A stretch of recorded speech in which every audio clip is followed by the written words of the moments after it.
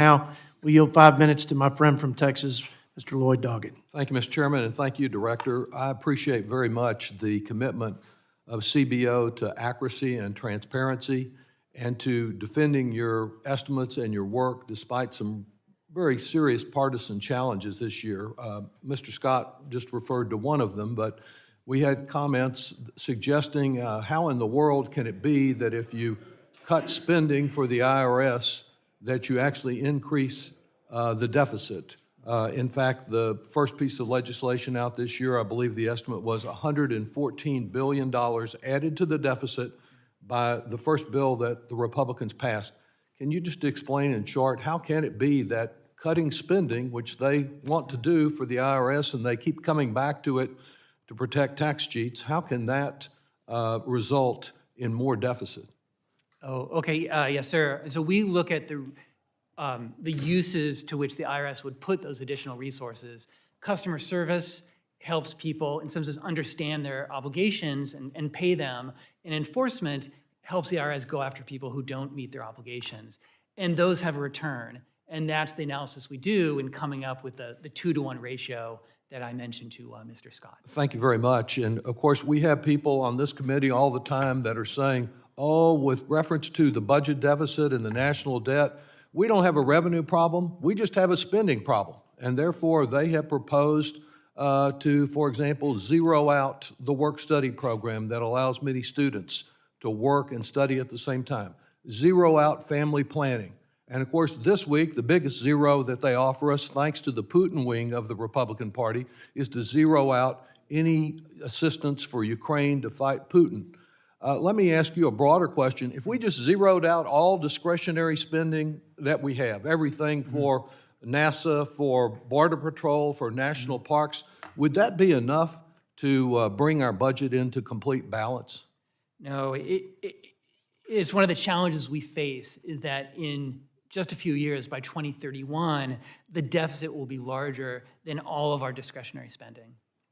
And as far as the tax cuts are concerned, I believe joint tax actually provides most of the estimates on what a tax cut would cost. But in your report, have you considered what the effect would be of permanently extending the expiring individual Trump tax cuts? No, that's right. That JCT provides the initial estimates. We then look at subsequent efforts. The last time we evaluated extension of the 2017 Act was last year. It was about a $300 billion cost per year. That's in the second half of the window after the provisions expire. And is that just for the individual tax cuts, or does it cover all the corporate giveaways? That would be for the entirety of the About $300 billion, and this is something— A year. A year, and this is something that comes up next year if, as some legislation's already been introduced by Republicans, if we extend those provisions, $300 billion a year is the estimate of how much it will add to our debt. That's right. That was our estimate last year, and we'll provide more information. When it comes to tax expenditures, they are pretty big spenders, and as far as the revenues and the spending are concerned, while there were some initial revenue increases from the Trump tax giveaways, isn't it correct that last year revenues really crashed down to earth, and there was about, as the data I've seen, is about $450 billion less than we collected in 2022 last year was collected?